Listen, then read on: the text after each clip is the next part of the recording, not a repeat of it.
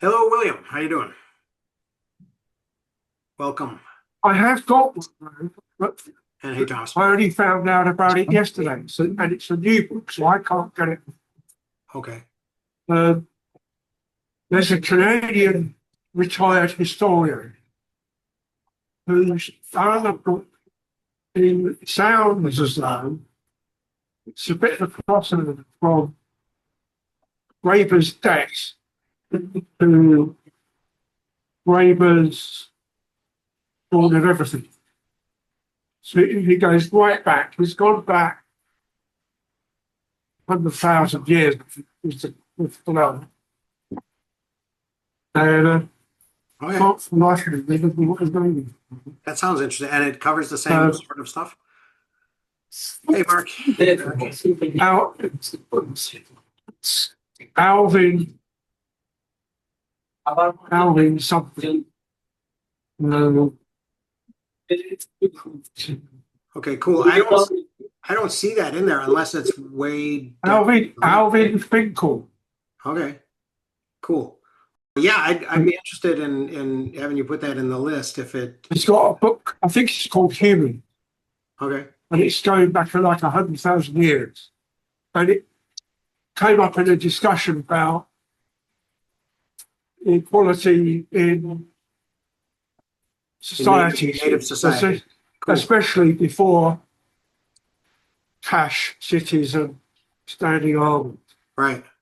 Nice. There's a beef that came up in a conversation where he has a beef with Hari and Sapiens. Well, that's in his favor.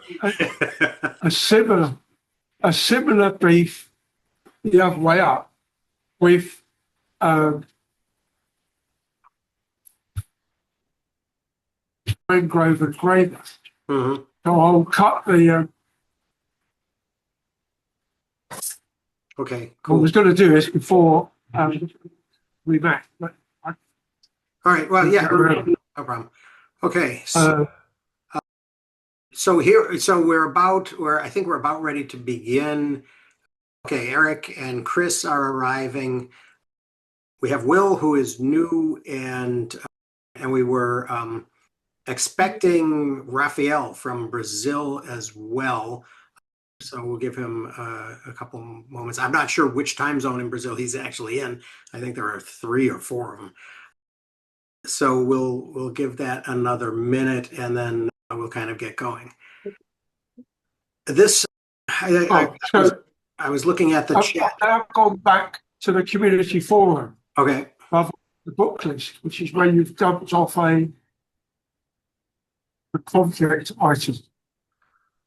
I put your other things. Oh, was one of your posts in the community forum? Yeah. Okay. About that, because I saw one Barry's economics and Isaac Newton's birthday and there was Copilot. I have a story about Copilot this week. They wanted me to they're trying to get us to use Copilot in the college. There was a Barry is a kind of a very highly traded economist, but he's a real rough class diamond, so he doesn't fit. So there was a lot of doing and throwing with Rory, who was up in arms about this guy making money because he's not very top. Okay. All right. Cool. All right. So I guess we should kind of get underway. First, I want to start by welcoming Will. I'll figure out what I was trying to say in the calm and collective. All right. Morning coffee tomorrow morning. Okay. No problem. I'll rewrite as necessary. All right. Cool. So Will, do you want to take a minute and tell us, kind of where you are and kind of a little bit about yourself? Sure. I'm in New York. I actually live sort of on the edge of Harlem. Um, I've known Eric Sinclair here since I think elementary school. Wow. We both grew up in a college town in Indiana.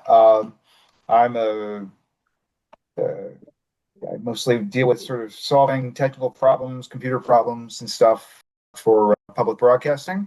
Mhm. And let me see. My academic background was philosophy because it was the only thing that I could keep going to school. That would keep me interested The only enough thing you to could stand? reading and work. Yes. Cool. You look like brothers. I said you look like brothers. A college town in Indiana, would that be Bloomington? Yes, Oh, so breaking away. exactly. Perfect. Thank you for that reference, and not Bobby Knight. I love that. Are you cutters? or are you Well, now, Chris, you've done enough with the film industry to know that cutters could be a myth. maybe. But you also could be Hart Bachner, who somehow didn't actually die in Die Hard. So, I mean, I think I'm pretty sure. Well, I know I'm faculty brat, and I think Same. yeah. Well, I'm mixed. I'm mixed. Right, that's what I thought. Yeah. Yeah. I mean, I always thought you looked. I'm a 10th generation Hoosier, so he's a 3/4 race camshaft. I mean, my patois is definitely Hoosier, but I'm a New Yorker now. But yeah, my mom married a faculty guy when I was 11, who was awesome, and yeah, so. Okay. All right, cool. But no connection to the limestone industry, so I'm not a cutter. All right, perfect. Did you ever jump into one of those quarries? Yes. Nice. That does look like fun. Okay, so this is going to be, I think, as Mark mentioned in the community forum, this is going to be a little more tedious than maybe I expected it to be.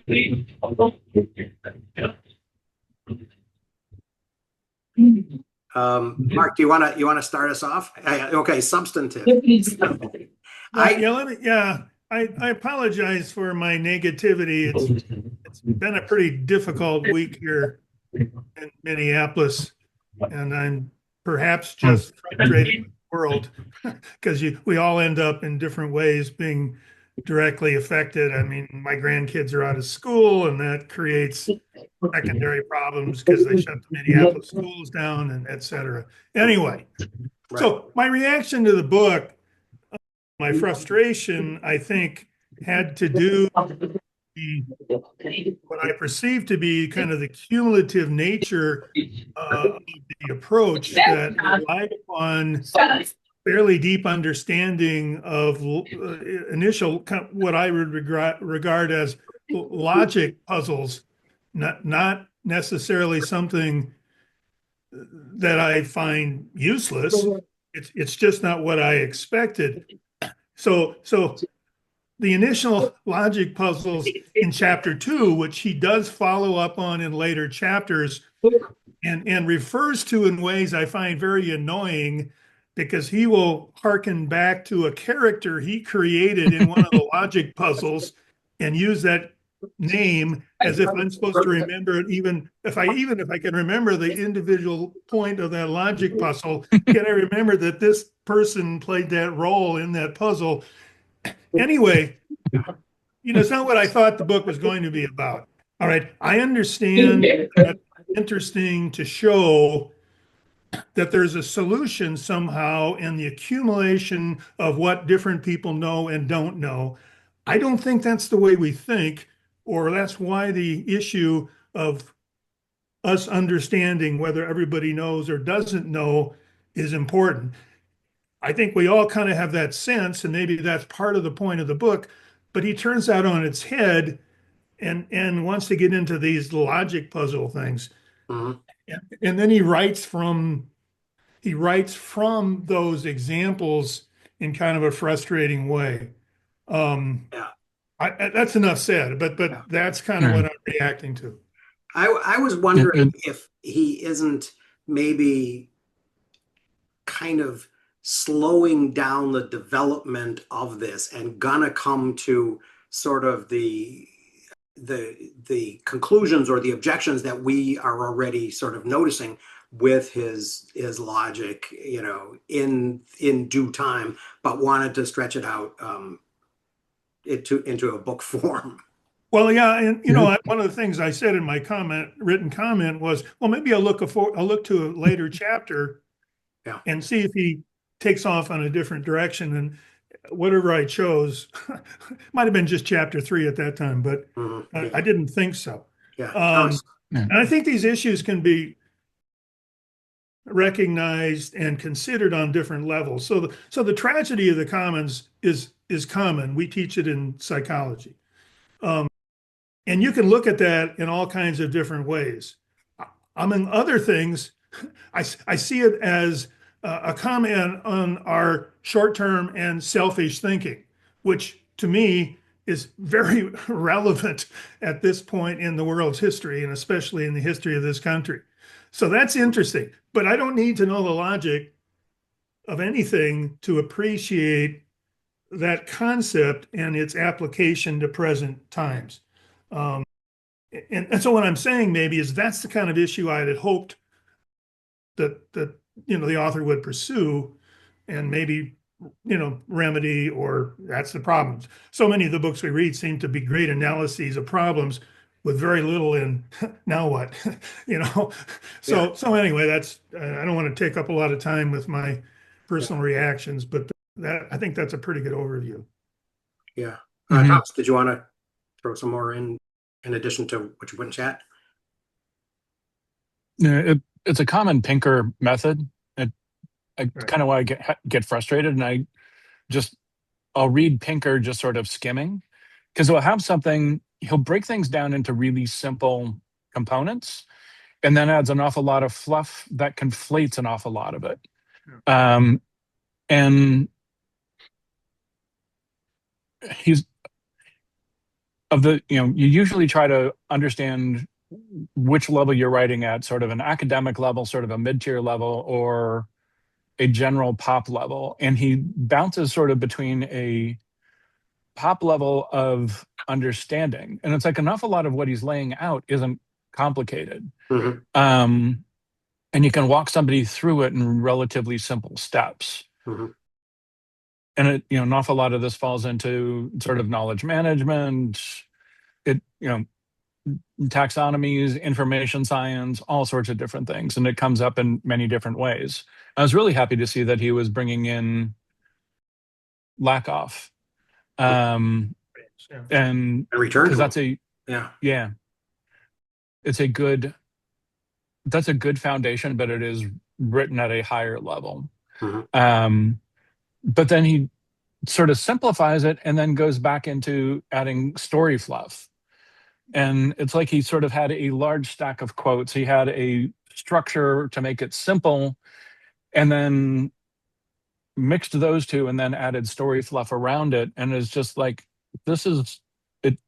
It's sort of like one of my Pinker problems. Yeah.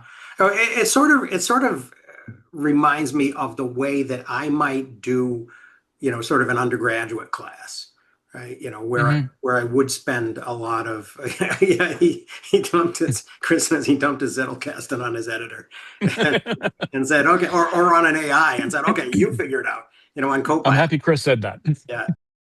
It does seem, I said earlier that I had a Copilot story for this week. I did some mandatory duty day in-service stuff the last couple of days of last week, and it was all on Zoom, luckily, so I was able to, sit here and, put together my syllabi on one screen while I was, watching the thing on the other and occasionally participating, but on Zoom. But one of the sessions was they want us to use Copilot, because there's this increasing push apparently on the part of, Microsoft to kind of integrate it. Apparently now I haven't been in Word. I guess I have been in Word in the last couple of days, but I haven't noticed. But apparently, somebody was saying that if you enter Word, at least within the Office 365 system instance, you immediately get prompted to use Copilot, which strikes me as a little bit bizarre and a little bit of overreach.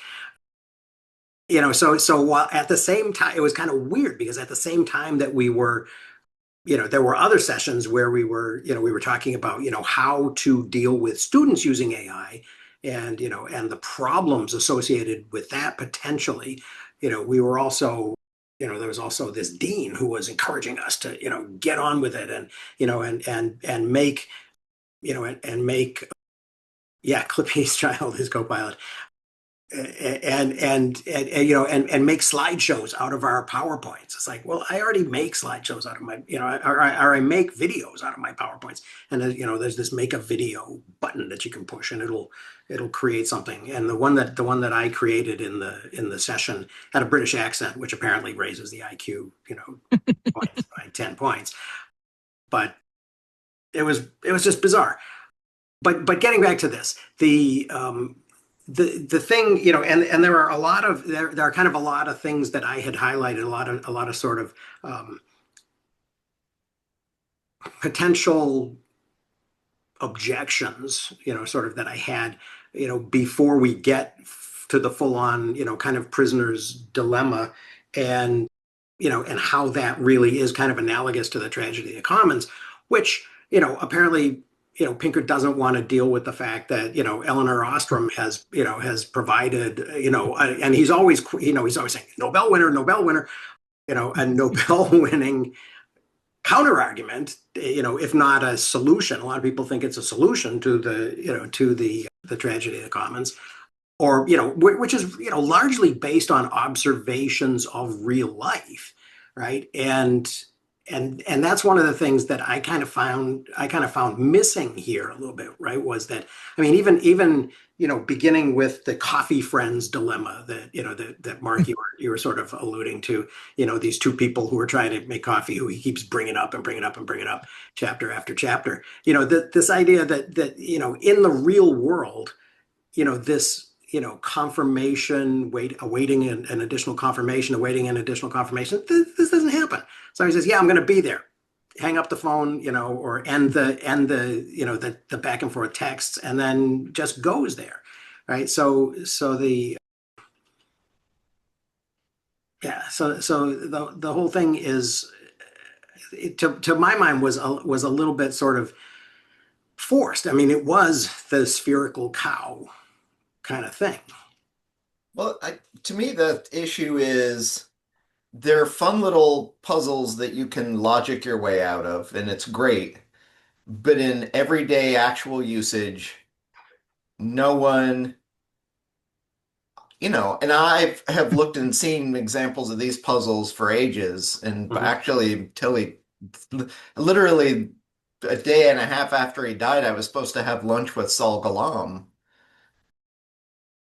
who subbed for Martin Gardner in his math puzzle column for quite a while. So I love these things. I'm sure Saul would love them, and Saul was an expert in information theory, but I don't think for a minute he would have sat and logicked his way through that with any of his friends. Yeah. Unless maybe they were in the engineering department or math department with him, and they would have done it for fun. Yeah. And I kind of expected at least a little bit of behavioral economics to come to play here. Like, yeah, there is this math and you can logic your way through 14 levels of it if you really want. But in practice, no one does that. So the question is, how far would the average person go? Maybe one level, maybe two. But then what are your behaviors or the expected behaviors when you stop at the easiest level? And what does that then play into in political identity, how we react? Because you could sit and logic through the actual scientific details of policymaking at a government level, and almost no policymakers do that. Yeah. You know, Hillary Clinton might, because she knows that that's important and that's how you could get to a good answer. But most politicians don't, and they look at, okay, here's all the science, but oh, we can make money, and the people who donate money to me will make way more money if we just ignore it all, so I'm going to ignore it all, and that's the policy. So I kind of expected a little more of, here's the logic, but then here's where the rubber actually meets the road, and this is what the psychology would show that people do, or you know. Yeah. Well, it's weird too, because it's sort of like, you know, going all the way back to the preface, right? He says, you know, in the beginning of the second paragraph, he says, originating in game theory and philosophy, the theory of common knowledge, blah blah blah, right? And okay, so what about the philosophy, right? I mean, I did maybe I did it wrong, but I did a search on Gramsci and did not, you know, and it didn't come up, right? So the idea of common sense apparently is not going to be, you know, is not going to be something that Pinker discusses. Although I think later on I'm going to want to talk about it a little bit. But then a couple paragraphs later, he says, by the time you finish the book, I hope you'll be equipped to understand phenomena I never got around to explaining.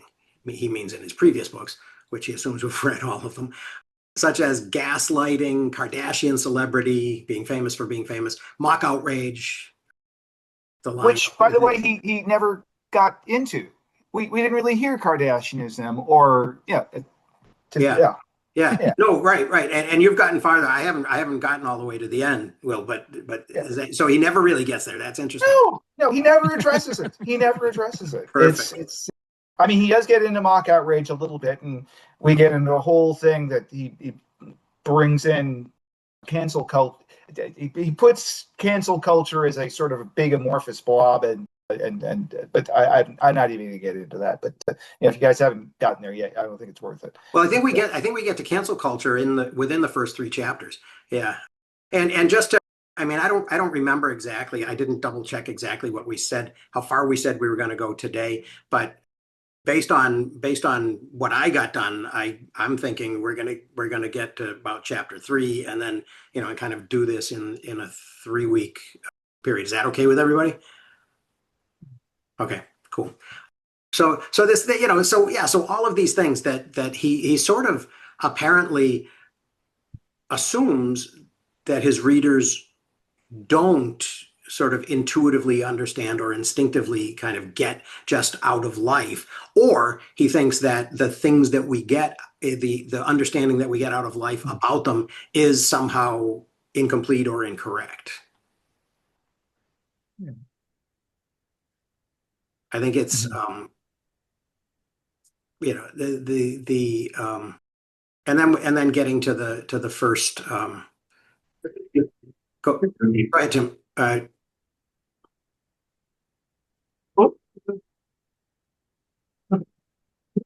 As you said, between the preface and the chapter 1, there's this offer of defining terms type approach.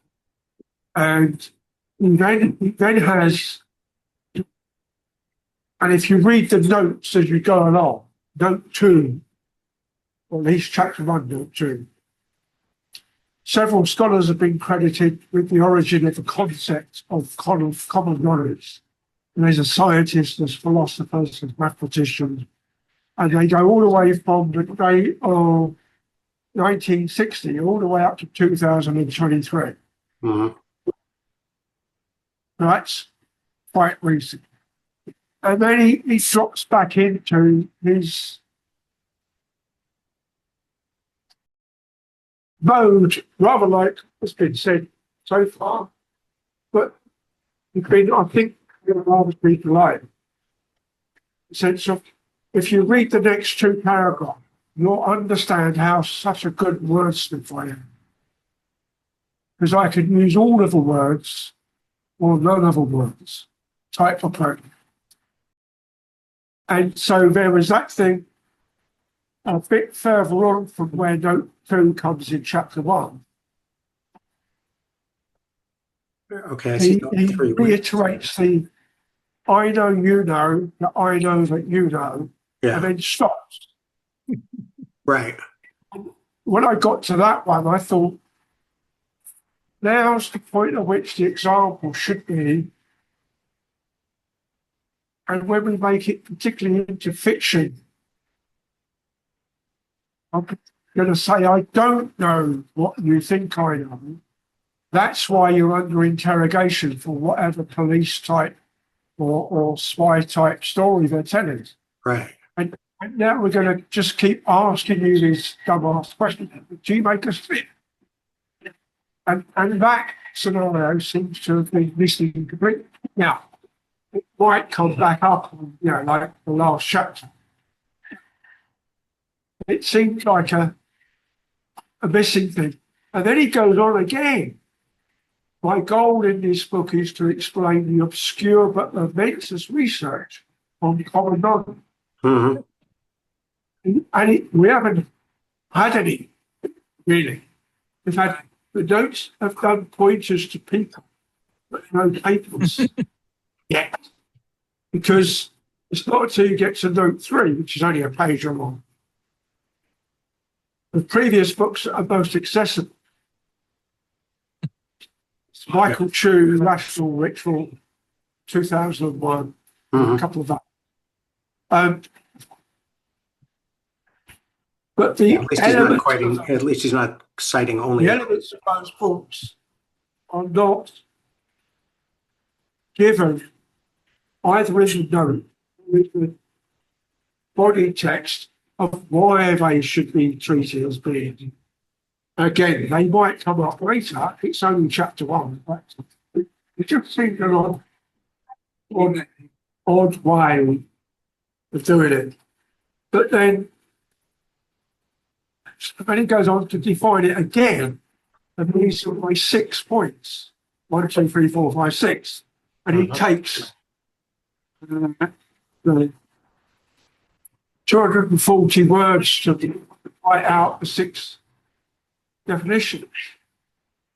And it's given the amount of stuff he's got there, my instant response was, slacker, you've only got 6. Where's the rest? Even the Bible comes up with 10 commandments, start from. And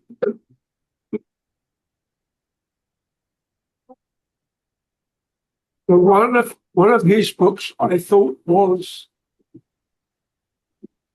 rather more well written and examples given and then worked on, a bit rather like Thomas was saying, was his book on style of writing. I forget what the name is now. Style and something, I think it was. It's a 2012, 2014. Because he was seemingly so pissed off with students still writing as though they've been taught by skunk and wanker or whatever it is for you, Rob. And the one bit in there that I did really like is he absolutely tears to pieces in terms of a big example. There's a piece on ducks or geese coming back from migration with a certain part of northern, I think near you down on Lower Tongan. Now, it literally goes sentence by sentence, giving other ways it could have been said, either more fluid or in a different way, but also depending on what your target for that writing is. So it was a bit, in that context, a bit like what you're doing in the reading of your how to do research and writing book. But it just, again, it was a 400 or 500 page mini article in some little magazine out, something. And the way he took it apart and gave alternatives was quite good. The moment he seems not in that context, it got into his stride. And that's when I start thinking of Thomas and his, these are relatively simple stuff. So why has he got 10 pages of explanation? Yeah. Along the way, he does say some things that sort of, that jumped out at me, and I thought, okay, that's something to think about. He right after that, note 3, he says, learning about something in public, even if everyone already knows it, can change everything. And and Mark, I thought about that, in the context of, kind of classroom education versus, sort of the more online, teaching I'm doing, this semester. I only have one in-person class and I have 4. And I do try to create, moments when everybody can see what everybody's saying, right? Like annotations, social annotations and hypothesis that I have them do and stuff. But yeah, I thought about that in that context. What does it mean, if we're, sort of creating common knowledge of a topic or of a set, or even of a set of questions, right? And of a space of inquiry. And the other thing that I thought of course, was what happened in Minneapolis this week, right? The 2 conflicting videos, that are now, making their way around, the YouTube and podcast world, taking, that both are believed to conclusively prove the point of their, of the partisans that are kind of lining up behind them. And I don't think either of which, really do, because they're still decontextualized. Although I think the second one does show, the newer one does show a little bit more of the context of the conflict that was already kind of underway. But yeah.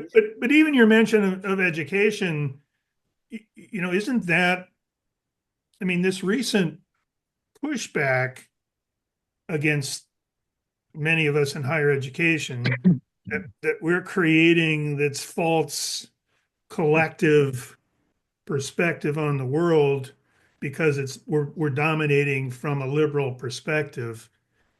It's kind of this fear of everybody knows, but what they know is not what we want them to know, or something like that. Yeah. Resulting in this, kind of, reaction to the goal of creating a common knowledge. Right. Which kind of goes to that whole argument about sort of priors and posteriors, right? That he delves into later. One of the things that along the way to that, or on the way to that, is still, I think, in the first or second chapter, was, this idea of, kind of almost a coming to terms idea, right, from Adler, right? What proof do we have that when I say mouse, you don't think of a stop sign, right? And I thought it was kind of interesting that, the idea that children's first really kind of interaction with common knowledge is language, right? And is the, kind of the common definitions of words.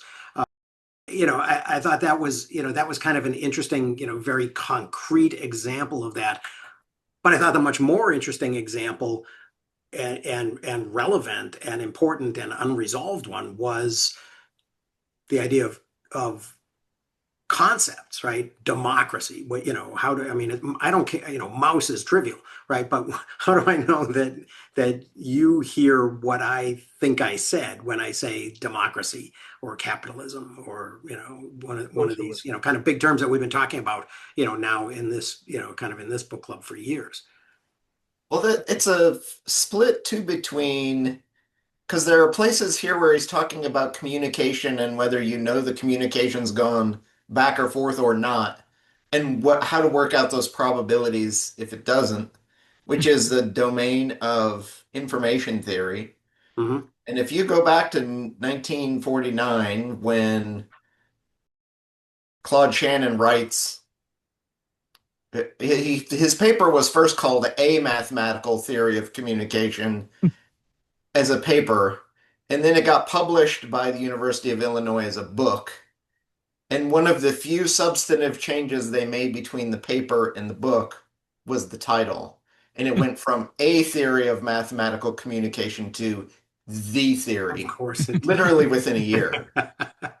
But literally in the first paragraph, he says, "Well, there will split communication up into two pieces of the question of did it go or did it not go, and then totally separate, and I'm not going to address it, is the semantic problem of yes, you sent a message and yes, they received it, but did the message they receive reflect the meaning you thought you were putting into the message?"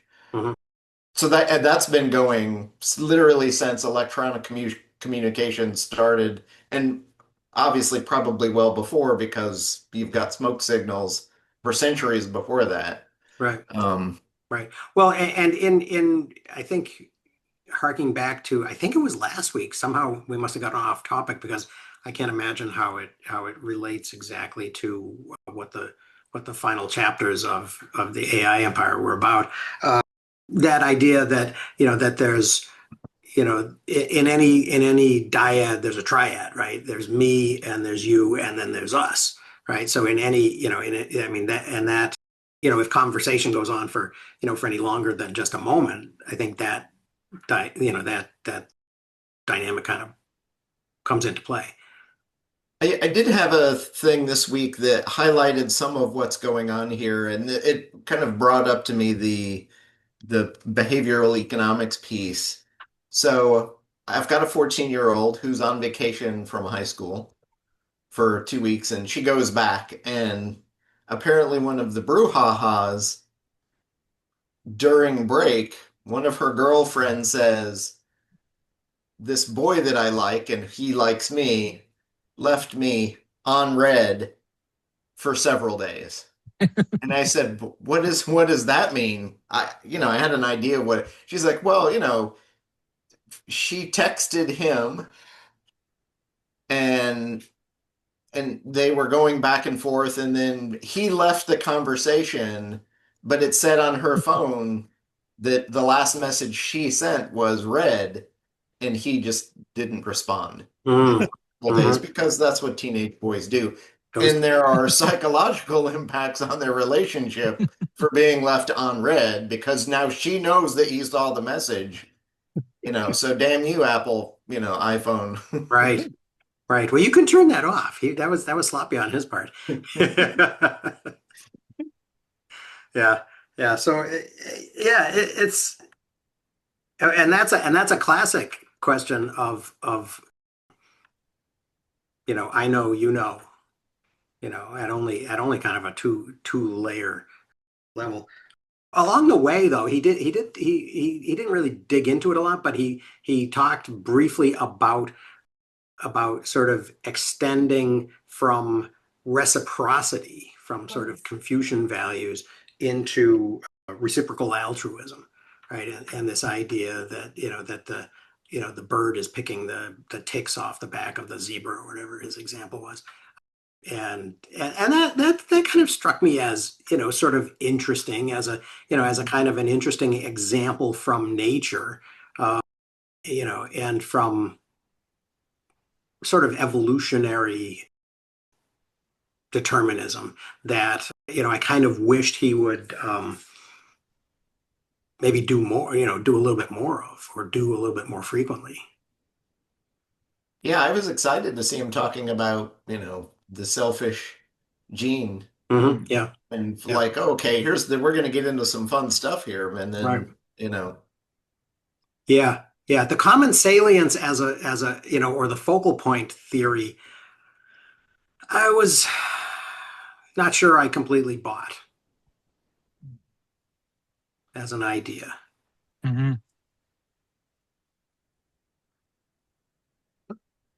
Yeah, he could have said something about Dawkins, although Dawkins has been criticized recently for for sort of not, and maybe entirely understanding the full implications of his kind of mimetic idea, at least by some people.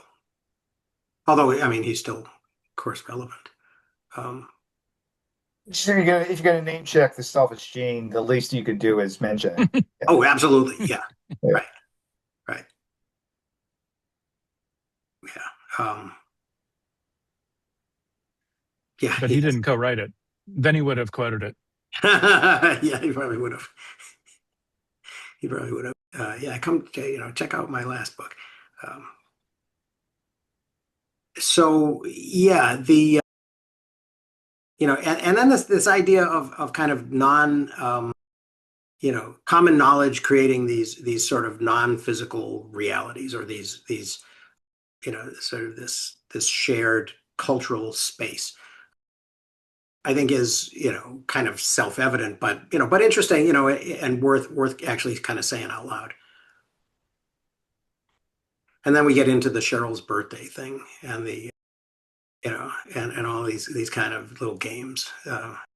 Knowledge about knowledge, he says, though, isn't logically different from mere knowledge, which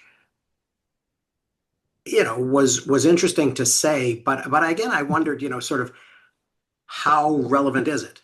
How much does this really come up in the real world? And and are there any examples that he could give, or are there any statistics that he could cite about about the sort of the prevalence of this, or the kind of the importance of this to sort of move the needle on social.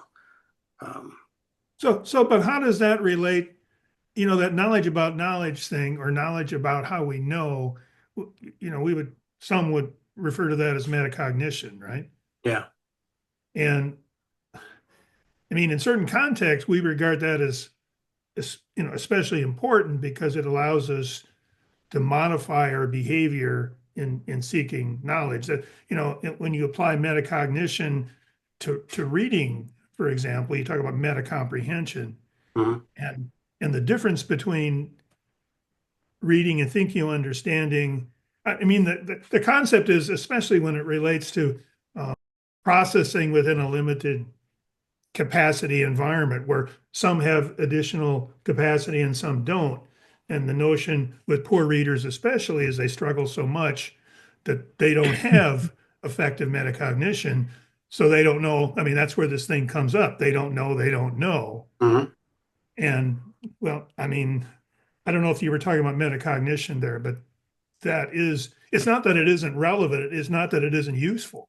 Mm-hmm. I guess is my point, because if you don't know, you can do something about it. The poor reader doesn't know, they don't know. And so they, among other things, they become non-strategic. So what they tend to do as a remedy is to reread everything.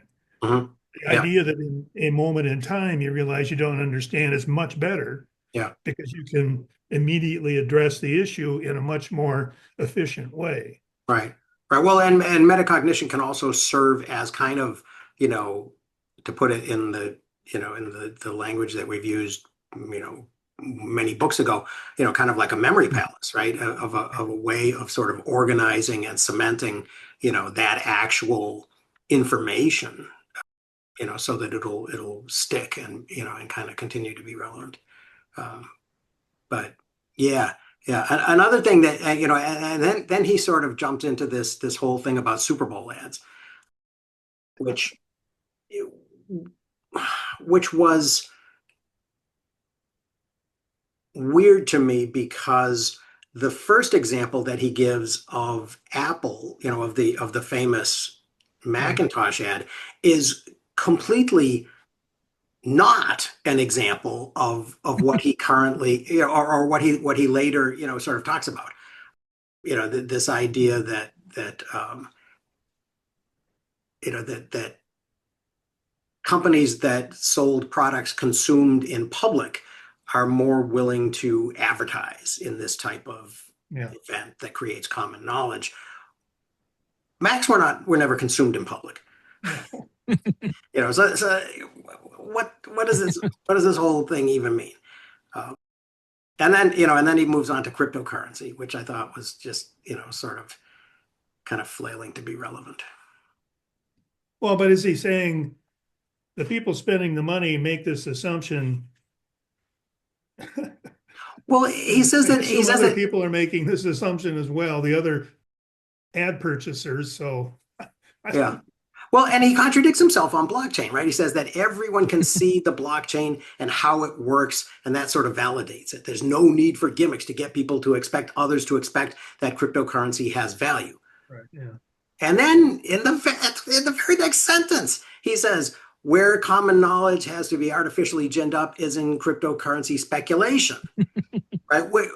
Which is like, wait a minute, dude.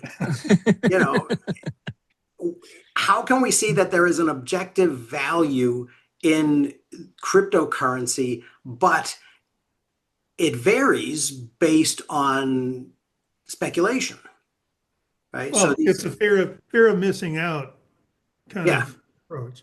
right. Well, the other thing though is when you think about blockchain and the underlying concept, the whole point of having a ledger that can be verified is Everybody most knows. of the power, and everybody can see it and look at it. But in common practice, other than a few people in some of the Trump Bitcoin schemes being able to go back and look at, you know, to whom did Melania Trump sell her artwork initially, Right. and then who bought it and sold it thereafter. Right. I have heard no stories in any media space or shape or form of anybody actually going back and checking into blockchain ledgers Interrogating the ledger. Yeah. to interrogate the ledger and figure out it's like, yes, it's a thing you can do, Mhm.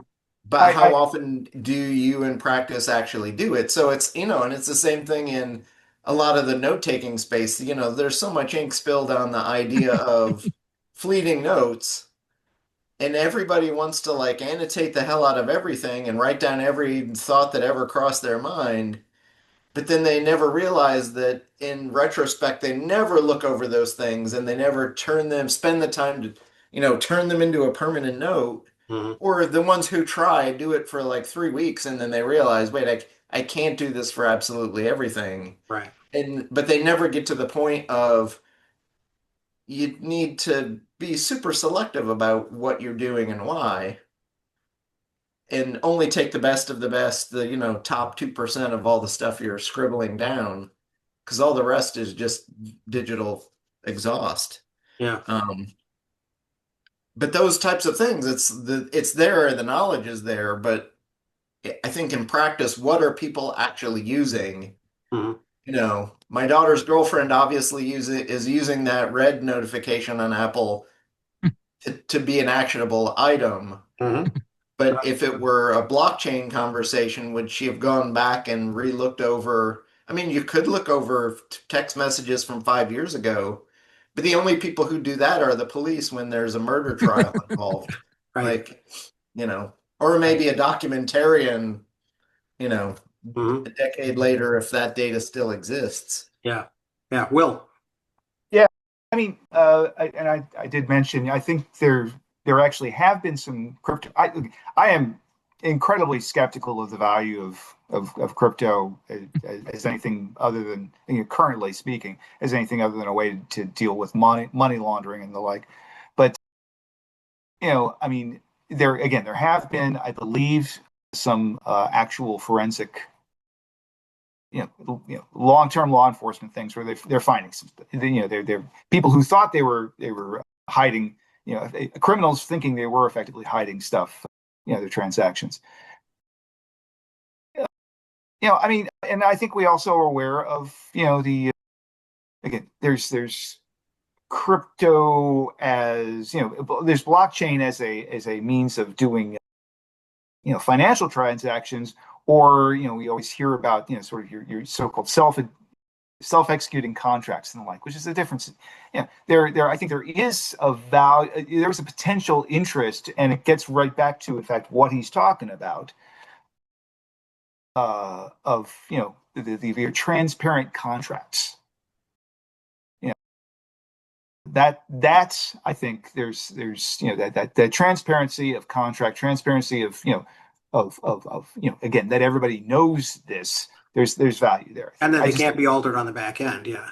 Yeah, exactly. They can't be altered on the back end. I mean, there was even a scheme that would never have worked that was getting thrown around in streaming media maybe 5-6 years ago, where I was at NAB. It was a public broadcasting thing that they were going to be able to be very careful about who got to stream certain film or whatever, because it would be sort of dynamically handled via blockchain. And obviously that's not going to work because the processing power is, absurd. But the idea of being able to again, maintain this record of who has the rights to things and who doesn't have the rights to things is theoretically interesting, though again, practically, Yeah. They're two separate issues. Anyway, Yeah. that's all I know. Okay, cool. Yeah, it's kind of funny because I discovered in these in-services this week that, and I hadn't realized this because I've always sort of in the learning management system, I've always sort of linked out to, additional YouTube videos I wanted students to look at or something. And apparently there's a capability of kind of pulling them in and using this Kaltura media space device to actually put them in a format where I assume that means they're going to be more permanent. I think that the idea of it is to sort of get away from the broken links problem. But yeah, I mean, it sort of gets back to that whole, kind of Ted Nelson thing of, do we have like one copy that everybody, uses like iframe to, to kind of embed, or do we just duplicate it everywhere? And is bandwidth, more important than storage? But yeah, and then he goes on to talk about the citizens resisting their overlords, and the lack of common knowledge and that sort of stuff. And I do think that that's, that is a kind of a function of demonstration, right? And it was kind of interesting to me, in recent, in this last week or so's news, right? The two, the media images of demonstration in Minneapolis after this event versus the all of these kind of apparently made up, and apparently even the guy who sort of broke with the with the viral video of the Somali fraud and the Leering Center video and all of that. I forget the guy's name, Shirley. Has gone on unfortunately to post some what purported to be videos of celebratory demonstrations in like Caracas and other Venezuelan cities that turned out to be Miami. So so that this which I guess to me only illustrates the idea that that there is this desire to sort of create this concept of common knowledge. We all understand that that the people of Minneapolis want ICE to get the F out, or we all understand that the people of Venezuela feel that they've been somehow liberated, or that sort of thing. So I do think that's powerful. That's one of the things that I was kind of hoping he gets more into on the social media stuff, both for the cancel culture, but also for the misinformation pieces. Because the number of times people will show a photo of something and say it's one thing when it is, turns out somebody fortunately does the research and it turns out to be something wholly other. But the people who initially saw it and thought the one thing without checking are never going to hear the story that, oh, it's not actually, oh, it's Miami, it's not Venezuela. So, they just go on with that misapprehension that it's not easy. It takes a lot of time. I mean, actually, Chris, maybe you can shed some light on this. This week, I heard that California is in deep shit because all of the gas stations are going to close and 70,000 truckers are moving out.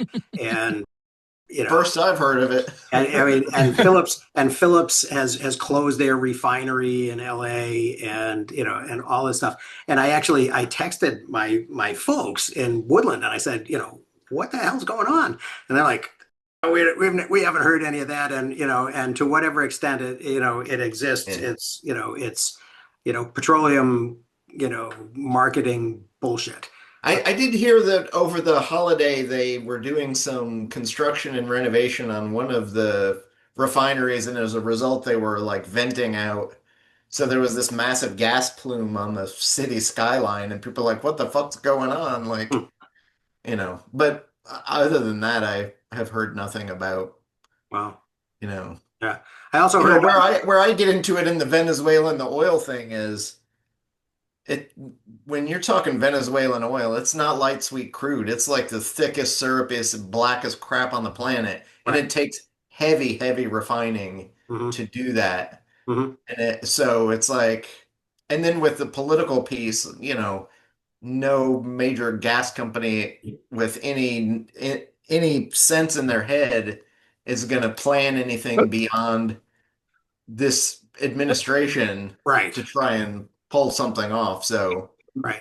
So the um, infrastructure rebuild is going to be very problematic. Yeah. although that does, I was kind of hoping too, some more of the psychology stuff would play into big parts of this because Mhm. I have been doing reading on, we just spent the last decade going through Sonia's father's dementia issues and seeing Hmm. how he thinks and what he thinks or what he may be thinking or not thinking at all. So I've read a fair amount of literature there, but I think we're also looking at an executive right now who has frontotemporal dementia, a symptom of which is a thing called confabulation. So Mhm. you have like maybe two goalposts of where bookends of, hey, these two things happened. Yeah. And so the brain psychologically tries to fill in what happened between A and B, and Mhm. it almost never has any relation to actual reality. Right. She definitely ran him over. But but we're seeing like these tweets and these stories and these things he's saying that just like Yeah. bear no reality, and we need more people on the far right to say, yeah, the emperor has no clothes. And for Mhm. a group of people who really got into it with Biden's age issue, but yeah, maybe he was not the clearest on most days, but I guarantee he was clearer on every day than this guy has been than the last 6 months. You Maybe. know, Potato, potato.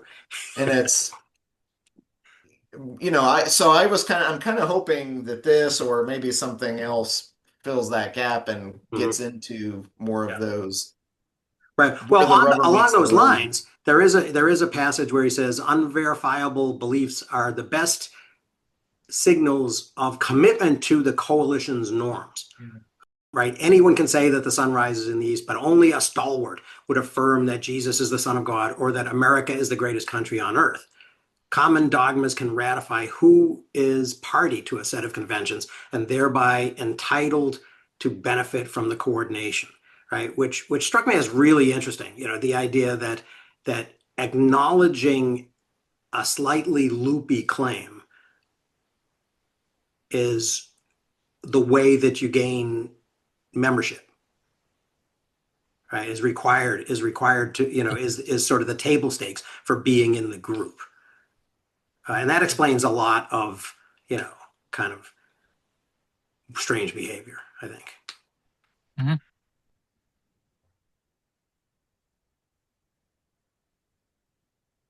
And then he goes on to say that social media have equipped 1 billion people to step into the role of common knowledge norm enforcers, meting out punishment at a low cost to themselves and the possible benefit of kudos from a vast audience. Right. So I do think that's an interesting element too, right? The low stakes, the low stakes that are involved in pursuing, you know, pursuing sources of offense, whether or not they are actually, substantial or dangerous in any kind of real objective way, right? Like the person, the example he gives is of the guy who who says something racist, while quoting, black like me or one, something like that, which, and then gets canceled for it. So I think that's interesting. That's a kind of an interesting dynamic that he could explore, sort of a little bit more, I think, to the benefit of the book, the ways that we kind of do this. So what's going on? Yeah. I see. I feel like his editor kind of like pushed him outside of some of his comfort zone. Although having seen university professors' office doors, it's fairly common that they collect comic strips and post them up. So I have no problem believing he had those in his slip box. Sure. And would have put them into the book for fun. Although his editor was probably like, he saw one of them and he's like, oh, we need way more of these. Get them all. Right. We'll pay for the rights because anybody who's looking for academic pinkery books to sit on their shelves as intellectual wallpaper is going to be more likely to buy your book because they flip through and see the comic strips. Yeah. So Harry and Mary Beercan are going to love this. Right. Right. Especially if they're from the New Yorker or the Atlantic. Even when they can't get through, it's in the math and physics publishing space. The general publisher or editor mantra is you lose half of your audience for every equation. And so books by like Penrose, they generally will try to keep equations out of those books as best they can. Like just describe what's going on. Don't put because if you put the equation in there, you immediately lose half your audience. So I feel like that's some of what's going on here. And he's dumping out all the stuff he does know within a very delimited space, and specifically not getting into the psychology and the behavioral economics that I kind of wish he would. Because to me, that's the more interesting new open space. Yeah. To me, he's doing what he's doing here. He's just rehashing, a whole bunch of academic articles going back 30, 40 years. And it's great that he has the ability to do that. But as one of the most tenured professors at his university, he should be trying to plow some new ground and not rehashing something that Joe Blow journalist could do research for a couple of months and have written the same book. That's where I think the loss is. I'm willing to cut him a little bit more slack because the way that he is addressing this is, and the things that he's putting together are a little bit different for me, and kind of interesting for me. Although it doesn't, I haven't seen a West Wing reference in here yet, but there is a Seinfeld reference, which I thought was interesting. I heard on a blog, I don't remember what blog it was, or a podcast rather, recently, that somebody said Seinfeld is actually Jewish legalism in a comic form. It's all about what can be done and what can't be done. Can you double dip? Can you regift? So it's all about legal traditions. Can you take the Borders book into the bathroom? Yeah, right. Yep. So oh no, this one's been marked. Yeah. There was there was an odd footnote in that second chapter where he points to something, and I look at the footnote, and it's like, from Russell Monroe, a comic artist. I'm like, a NASA engineer who turns into an explainer through comics is not exactly a comic engineer. And I was like, this is about as Pinker gets. Perfect. Yeah. And I realized that Kindle, I can't search footnotes because I was looking for Monroe, and I'm like, oh, I can backtrack to it. I'm like, no, can't do that. Right, and you can't see it. You can't see them all at once. You got to click on each one. That is unfortunate. Yeah, and the thing that I think is the most Pinker so far in these first three chapters is he says he's talking about this once again in chapter 2, talking about this coffee connection, dilemma. And he says, that this, that it can never be resolved. And he says this is true regardless of how many messages they send and confirm, which, I guess is strictly true, mathematically kind of true, if your conditions that you're setting are that every time you must wait for a confirmation, and that you are not, that you're uncertain unless there is a confirmation, and then you can't even believe the confirmation, which again sort of just struck me as unnecessary, and kind of unnecessarily bullshitty. And and then from there he goes to Aumann's agreement theorem, which he spends a lot of time on, and which I had kind of a lot of kind of mixed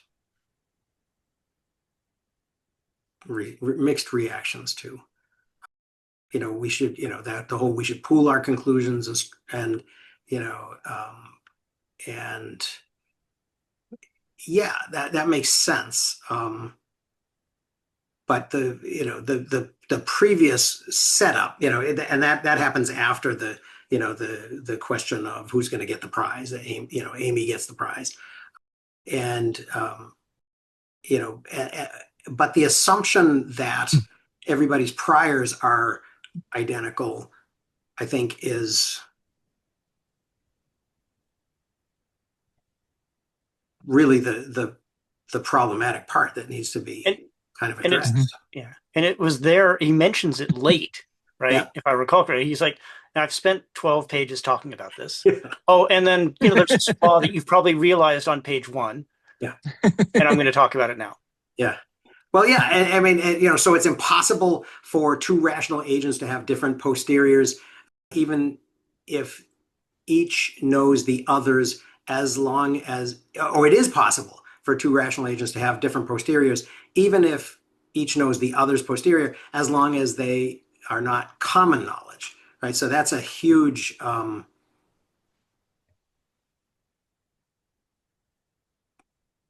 limiting factor, right, of this whole, of the relevance of this whole thing, right, is that, and then he goes, and then he sort of extrapolates from that to saying that you should just buy index funds, which is, in my mind, kind of ridiculous. I mean, the whole point of investing in markets is to have different priors, right? To have knowledge or insight into, a company or an industry or whatever that other people don't have, right? And so the idea that the market prices in everything and everything is common knowledge is just bullshit. Everything possibly, maybe, I'll grant, can be common knowledge, but certainly isn't, because nobody goes to the trouble to acquaint themselves with all of that. So nobody's priors are the same. Yeah. Or the reason why we have laws against insider trading. Right. You have extra knowledge that unfairly benefits you.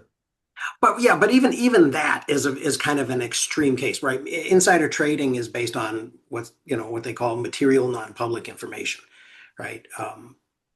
And there's a lot of material information that is public but isn't known by everybody. That's a much bigger realm, I think, than non-public information, like, we're going, that the board of directors knows that, that they're going to announce a merger or something like that, but nobody else knows except Nancy Pelosi. So I do think that the whole, that the whole game in the real world is about not everybody, everybody not being on the same playing field. So I'm not sure how we get to this, sort of Bayesian promised land where, the way that we argue, I mean, certainly we do, I mean, the idea of steelmanning, the other person's argument makes huge sense, right? But that whole idea of zigzagging towards a consensus position, I think, maybe works sometimes, but doesn't seem to me to be like the thing that's going to happen in a perfect world all the time. I mean, back to the index funds thing, just really quickly.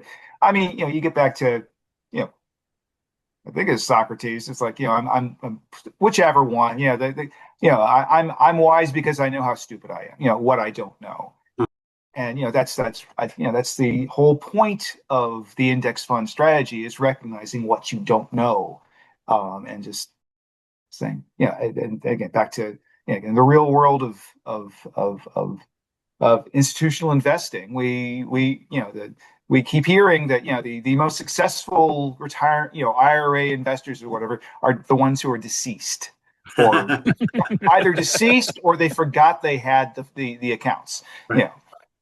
So yeah, well, and it does, and 1,000 years ago when I was in the mutual fund business, we used to live and die by Money Magazine's ranking of all of the 1,000 or 2,000 or however many funds there were, right?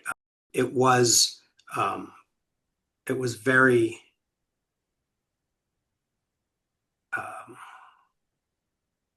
I mean, it was very, very much kind of the conventional wisdom that, a monkey throwing darts at the New York, or the financial pages of the Times, or the Wall Street Journal rather, was going to do better than most professional managers who were, collecting their 1% or more, management fees.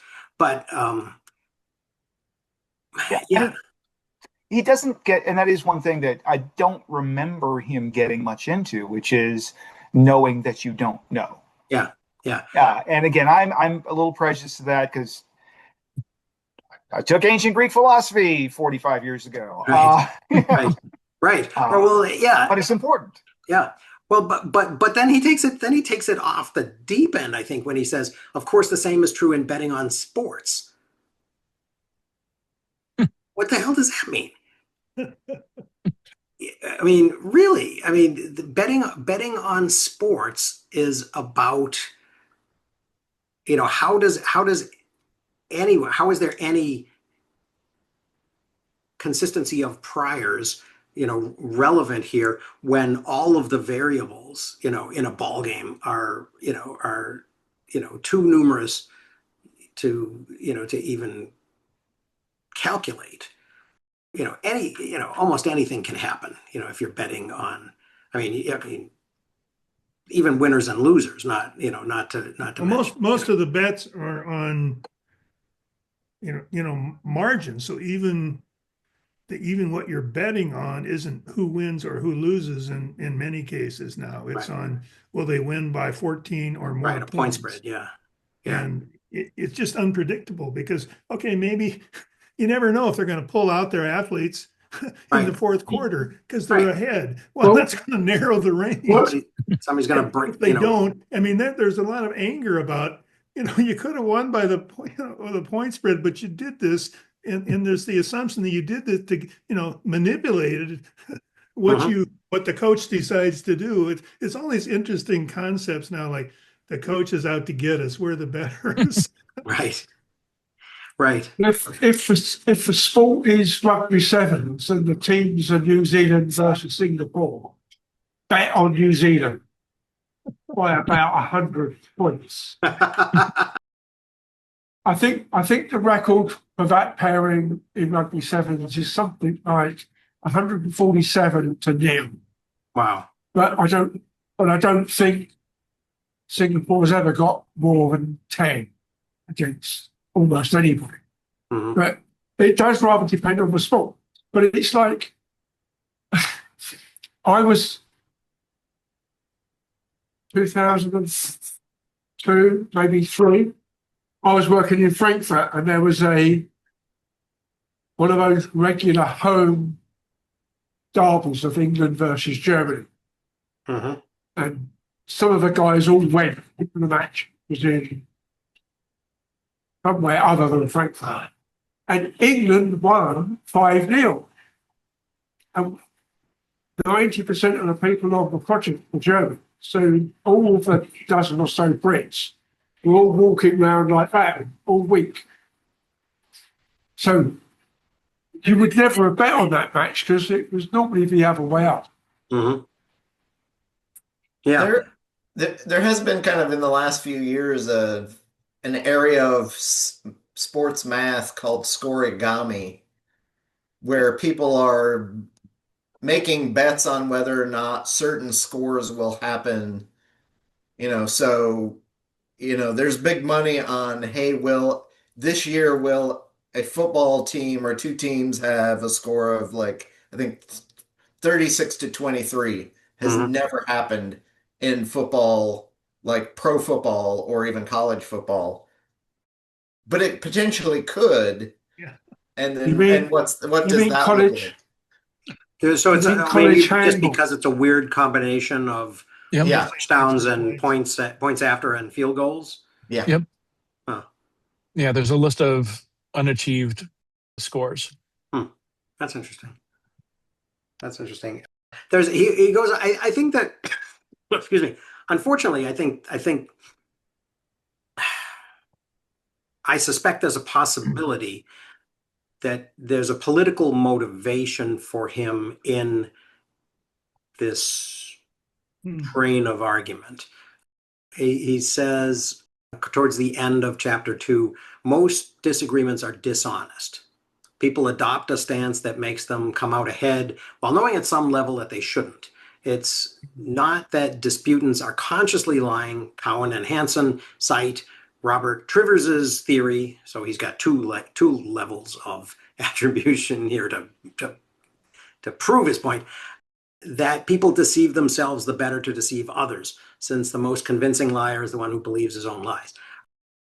I can't imagine this, being written in 2023, 2024 and not being a political statement. Yeah. And then he goes on, and then his solution is right.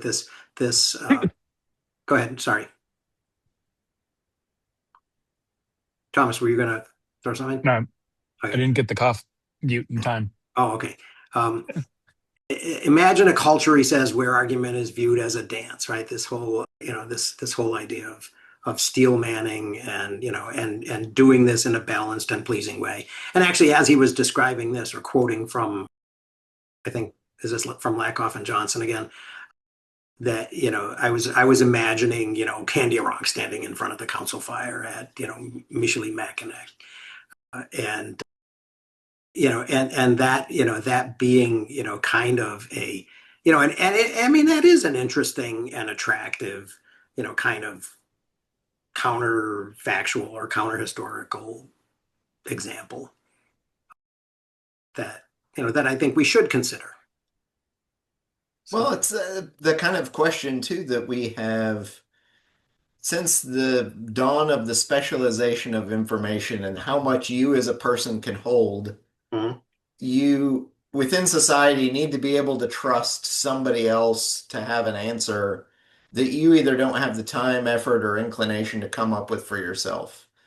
So it's, I specialize in making pottery and you specialize in farming and we swap and therefore more of us can live.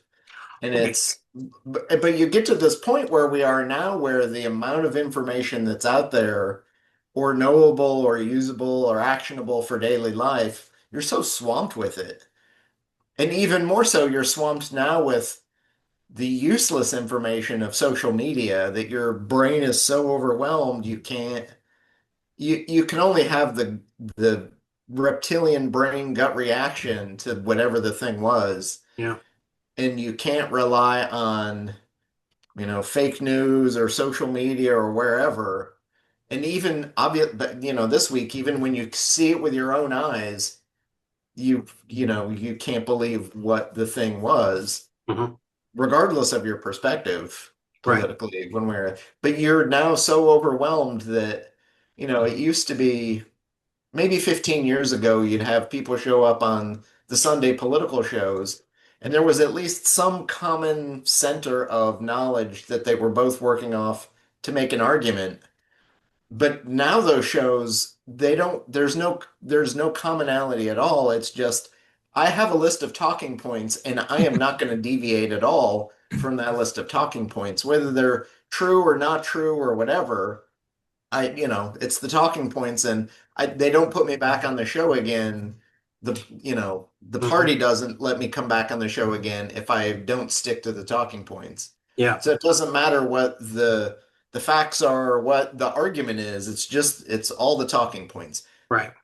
But we're so involved with so much crap. You can't do it all yourself. There's too much. Yeah. There's just too much. One And of you're the one too of the, awash in it all that it's too easy to throw, lie, and the lie gets halfway around the world before the truth puts on its shoelaces. Yeah. Well, one of the things that interests me about that is that, there was when you were talking about, Potters and, and other people, in previous iterations of our culture or in previous cultures, right? There was kind of, and I think this is an interesting or a good segue to sort of the game theory chapter. There was a tendency to believe and trust, right, that, and cooperate, right, and there was more of an assumption that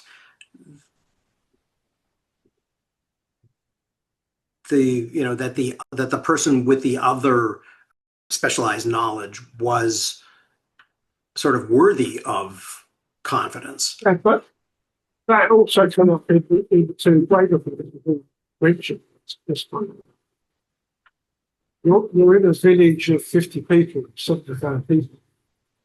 Or if you're not, and the potter is in the other tribe, then you meet them at the annual fair, and the trust is effectively made over 2 weeks in effect, or the 1 week in effect.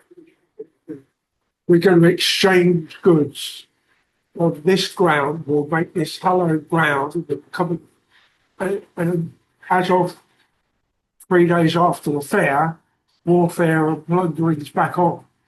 Well, to some extent, yeah, but there were also workarounds for that, right? There were moieties, or there were, Wolf Clan, Eagle Clan, kind of things, that spread across, in North America, kind of spread across the entire continent, that provided some level of extension of that consensus outside of the local clan, local tribe. Having obviously had the word Steven Pinker on the PC, sorry. I keep being given Pinker's YouTube stuff and stuff. And one of the things he was talking about on this point of unreliable person in a small group was the group will turn on you. At best, it will be ostracized. So all of a sudden, you might be the potter.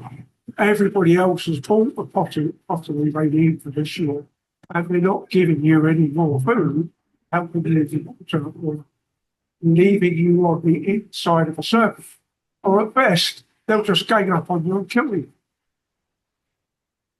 So, because you are such a problem and you're not trustworthy at the group level, and literally, by quirk of fate, the opposite direction. You should also be seeing adverts, trailers, scenes of film trailers, for the Night Manager version 2, or series 2, with Tim Hiddleston. And Hiddleston's doing a talk show tour at the moment. And when he was with Stephen Colbert, he was asked about the park, because obviously he plugs them, he's got stores. And the story basically has two big themes, as in how nice a guy John le Carre made a Cornwall was. And he has a moral strength to do the right thing and support to not do the wrong thing. Yet, particularly since David died, there's his son and his official biographer and his unofficial biographer has come out with all the affairs he had when married and serial affairs in the transfer between one wife and the next as well, which has a certain similarity to some orange turn, I understand it. And yet we've got somebody who they quite like, who is married with children to another actress, whose statement is, I'm a feminist. So Tom was lying when he was on Stephen Colbert, basically. So trust and knowing about the trust, or knowing that the trust has been breached, is, I know this, do you know? There's clearly not many people do it yet. Well, and yeah, so there's a question of whether or not, or at what time it became common knowledge, and also there's an issue of sort of, the standards changing, right? Because at some earlier point in time, being a serial, wife cheater was not relevant to, somebody's, to the assessment of somebody's spy novels. But this idea of the, kind of the prisoner's dilemma, kind of that we're getting into here is, again, as I think, as I said earlier, it's the tragedy of the commons, right? And I think I wrote that I made a note about that, and then a couple pages later he says, oh, this is like the tragedy of the commons, and after talking about Choo Choo and Onion or whoever, and given that little example, but this idea of kind of social coordination, I think he doesn't deal with sort of, he treats as just a logic problem, right? And doesn't deal, and Elinor Ostrom is my sort of counterexample of that, right? Somebody who actually, sort of looked at the way, common resources have historically been treated, in a lot of places in the world, and kind of offered a, kind of a counter argument based on that, rather than just a theoretical, that in a game theoretical context, this must be the way that this works out. And then he goes on to the stag hunt, right? And the tension in the stag hunt lies not as much in the betrayal as in the uncertainty. And which I guess was, that's interesting, right? But I think not enough weight is sort of put on the probabilities of success in that, kind of in that scenario, right? So what are the odds that you're going to come home with a stag? And and at some point it would seem like it becomes, if you were to average out, he's got these very, very neat, sort of 4-quadrant, kind of decision matrices, right? That, that don't account for, these changes in probability, right? If it's 100%, certain that you're going to get a stag, well, then of course everybody goes for the stag, right? If it's 100% certain you're going to get a rabbit, and 10% that you're going to get a stag, then that's a whole different kind of reward matrix, based on. How much of these kinds of exercises depends on the level of the everybody knows that everybody knows that everybody knows? Because at some point you think, okay, this is likely to happen, so I can get away with going against that. Well, yeah, and I think Chris brought up the operative word in the last comment in the chat, right? Ostracization, right? Yeah. That if there's a social consequence to defecting, right, then that's a way of sort of policing. Right. You don't want to be put beyond the play pale. the game right? So you're out. Well, it's even in the politics, the question of whether the man who's running for office has been faithful to his wife or not. That saying is it's a social construct that if the person who's closest to him, he's willing to cheat on and steal from or screw, then you can't trust it. It becomes a proxy for, can you trust him to do other things? Gotcha. So in politics, that kind of uber morality, people expect better of Caesar's wife because he's Caesar.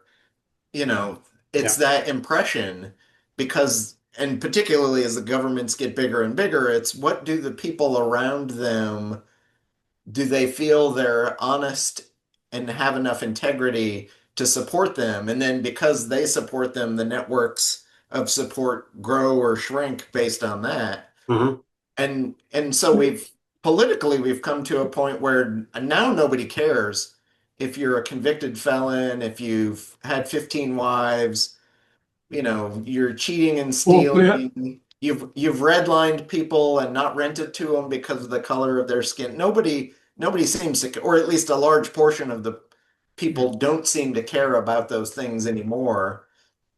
And in part, it's I think because we've been overwhelmed with so much information that what can you trust or not trust? Right. Or maybe you feel that, and I think a big chunk of our current politics is a lot of people feel that politics generally are not working for them. So let's get somebody in there who is such a chaos agent that will shuffle things around, and maybe statistically we come out better. Right. Or I may come out better because this chaos agent is there screwing things up, whether he's doing what he said he would do to help me out or not. Yep. It does. It's a desperation move, but the idea that I don't know. I pulled two ideas out of this. The first being that society is kind of all about dealing with game theory, right? And sort of preventing people from choosing these, sort of Nash equilibrium, we're both going to defect kind of boxes, right? And putting as much pressure on preventing that outcome as they possibly can. And that also sort of reminds me of sort of one of the things that, Brett Weinstein and his wife, Heather Heying, are always kind of nattering on about, because it's in their first book, about just sort of the adaptive rewards of things like religion, which I connect with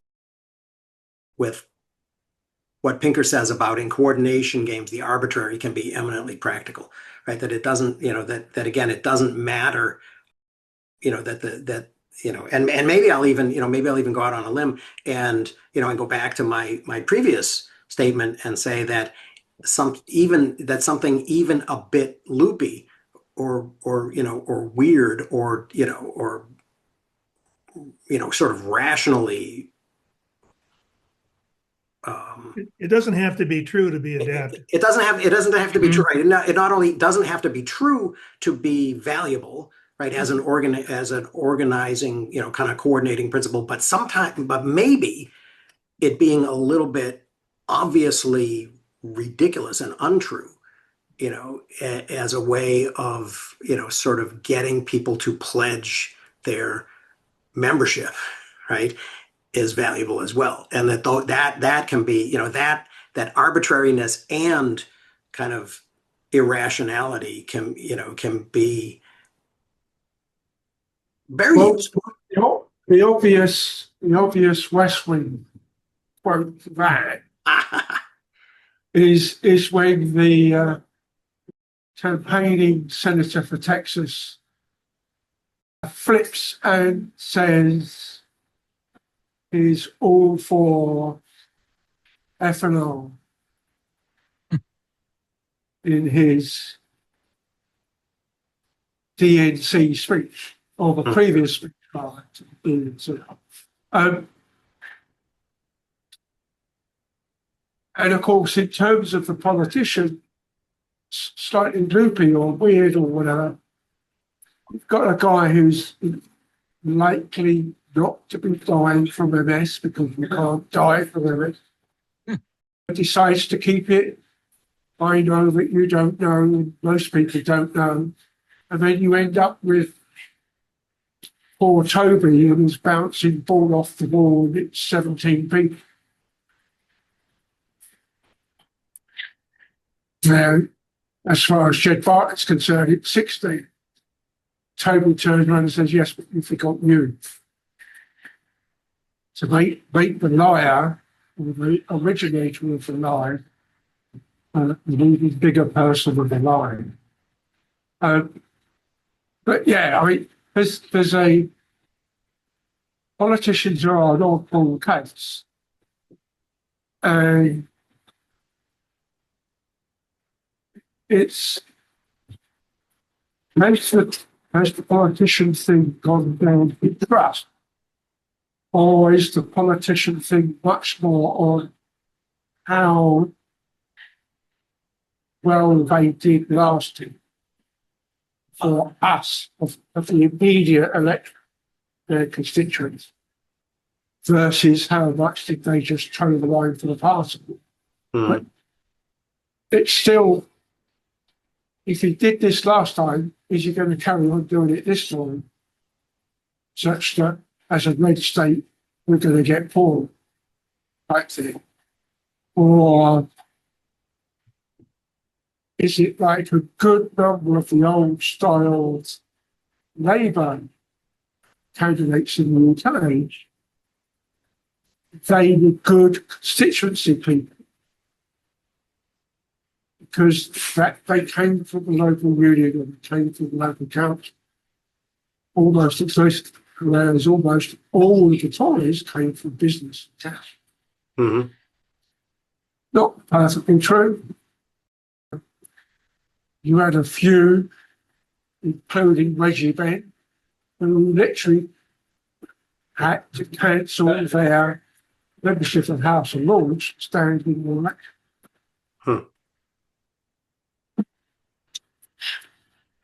Well, just trust them is a good thing to add onto the chain of I know you know, I know that you know, and well, certainly that consistency of action is something that needs to be out there in that that common or that public knowledge space. Yeah, and there's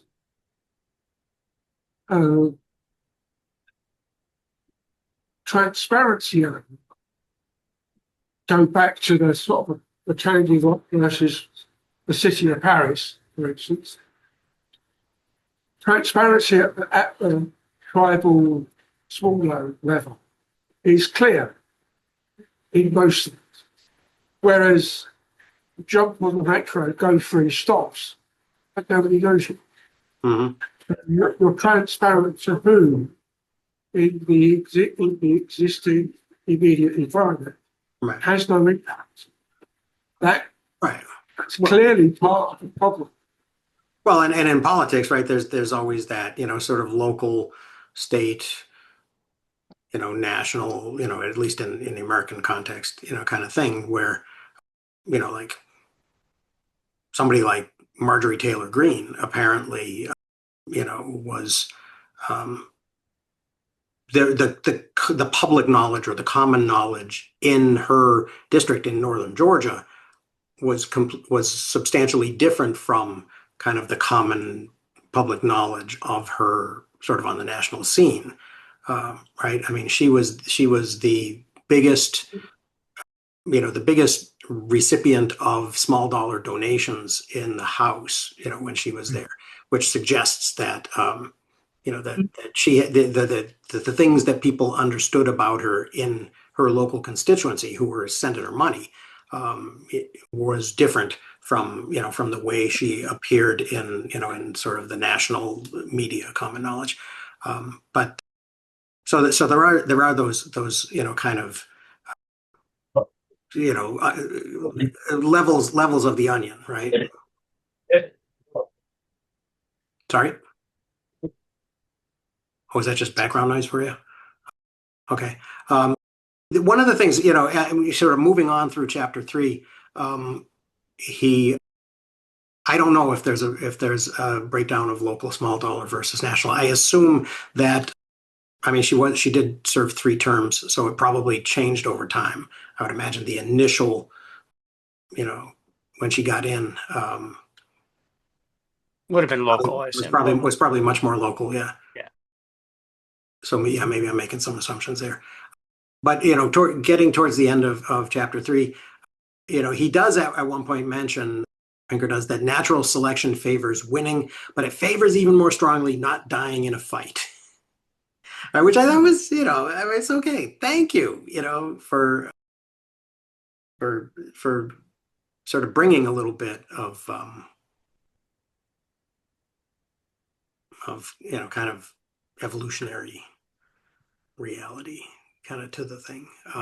But then he moves on from there to kind of a discussion of David Hume, right? Saying that the rationale for property rights is, sort of that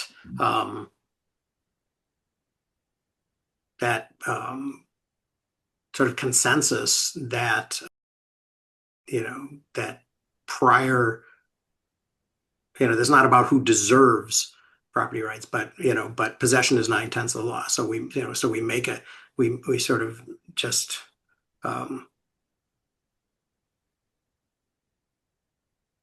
throw up our hands and say, okay, this is going to be an arbitrary thing, and and a lot of disagreements and contests there, and lack of consensus on priors has been about, where do you start the clock, kind of on that. Or Graeber's, how does a society decide we're going to organize ourselves to work together? Mhm. And it's obvious that in smaller tribal groups, that's different. So anthropologists and archaeologists have done work and shown that if you're an individual farmer, you don't have one big plot of land and farm everything on that one big plot, because what if there's a flood or pestilence or other weird thing that happens? It can destroy your one entire field, and then you and your family are dead. Mhm. So you tend to spread out, and you may walk a couple miles one way and a couple miles the other way, and you're hedging your bets, farming kind of far away from your space, so that if blight hits one orchard, it doesn't take out all of your apples. Mhm. You have some here and there.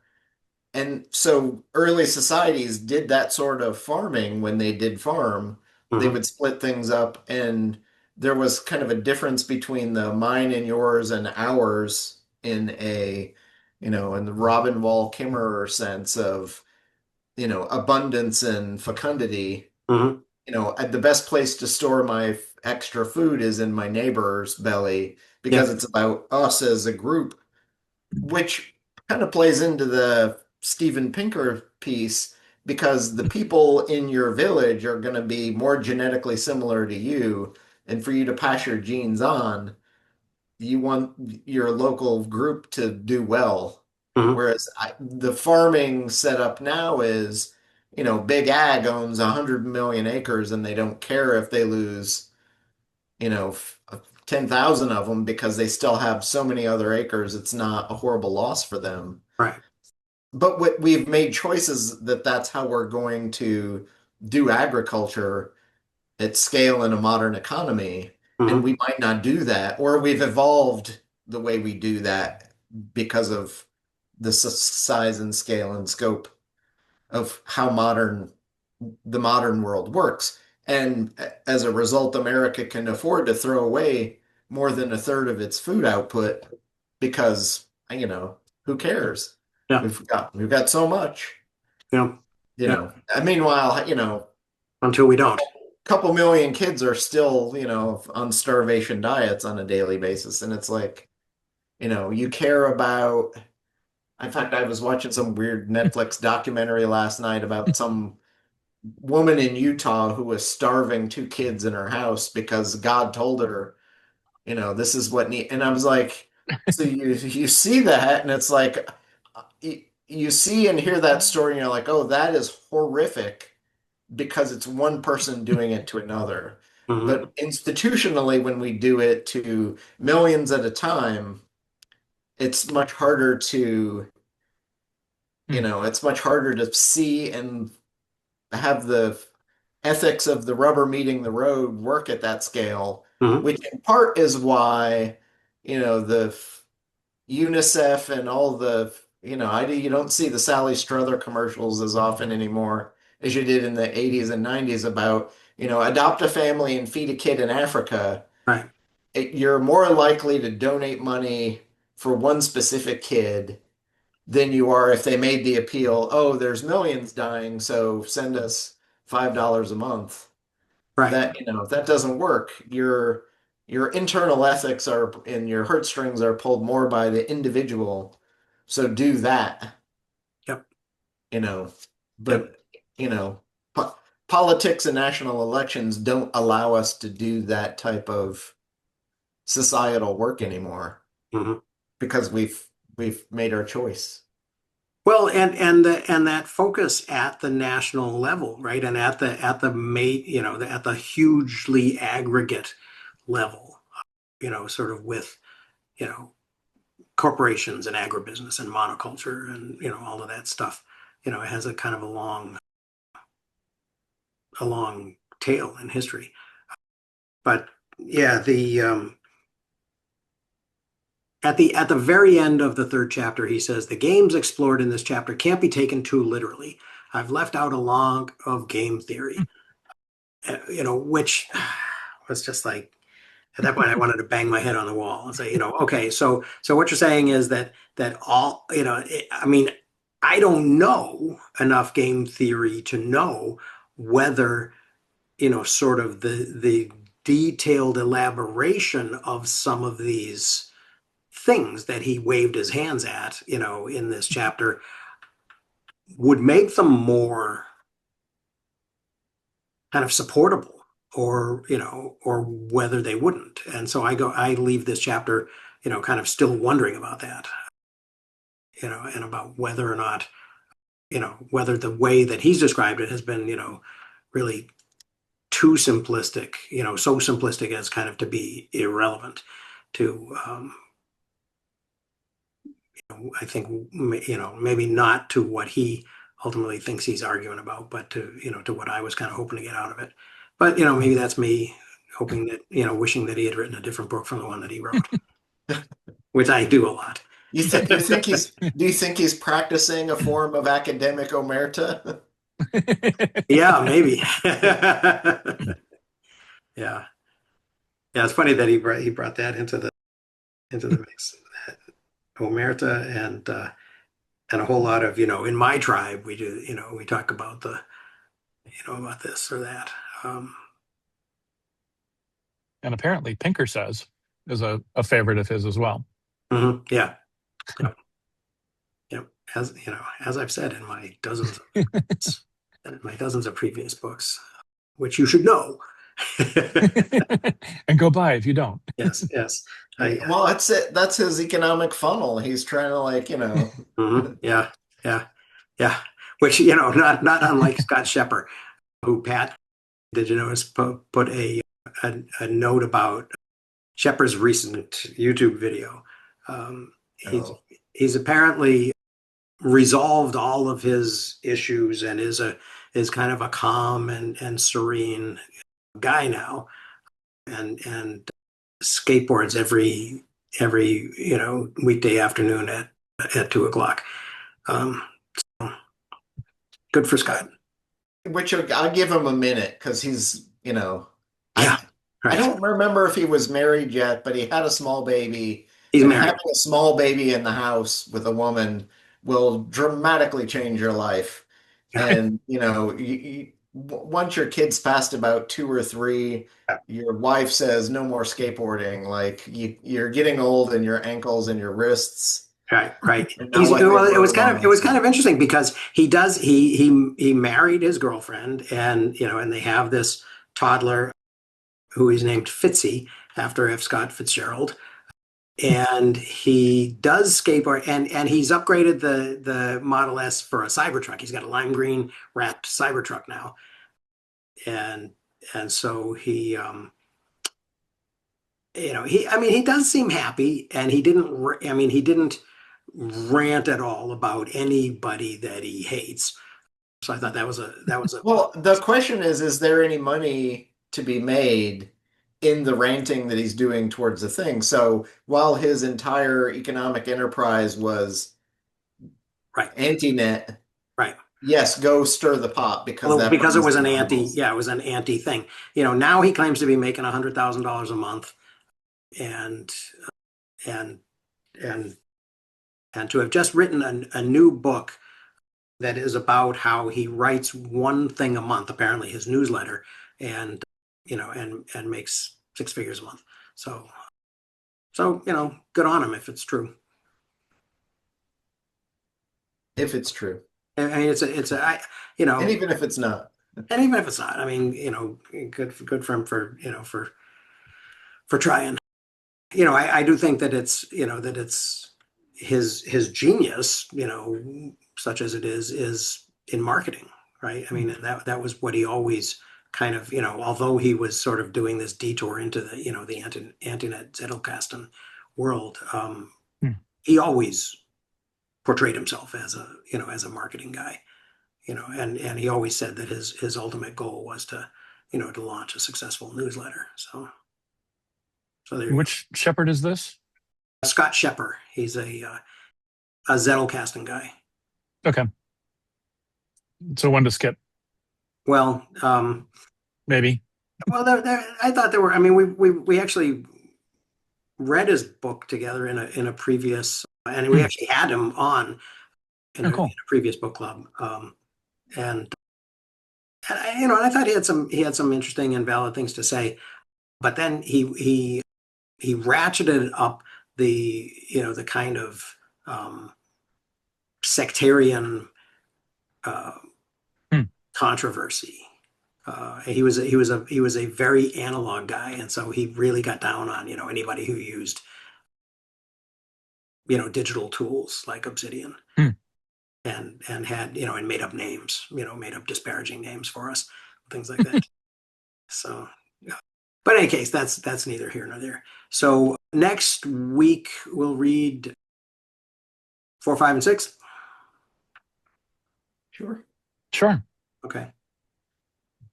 The The video penultimate is. Pinker Palace. I'm sorry.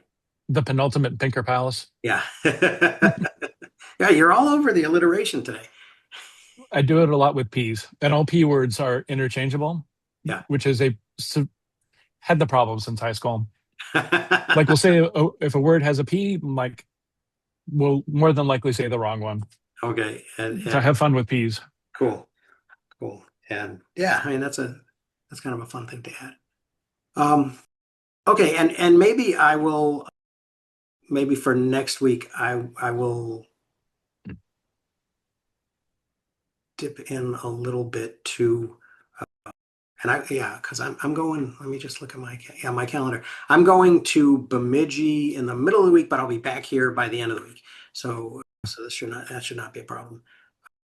So yeah, and maybe I will try to dip in a little bit to what I wanted to say about about comparing common sense to common knowledge. But cool. Any last words? All right. Great meeting you all. Yeah, good meeting you, Will. Great meeting you all. Yeah, I'll see you next Good to week. see you. All Yep. right. And Great. everybody have a good week. See you in a week. All right. Enjoy.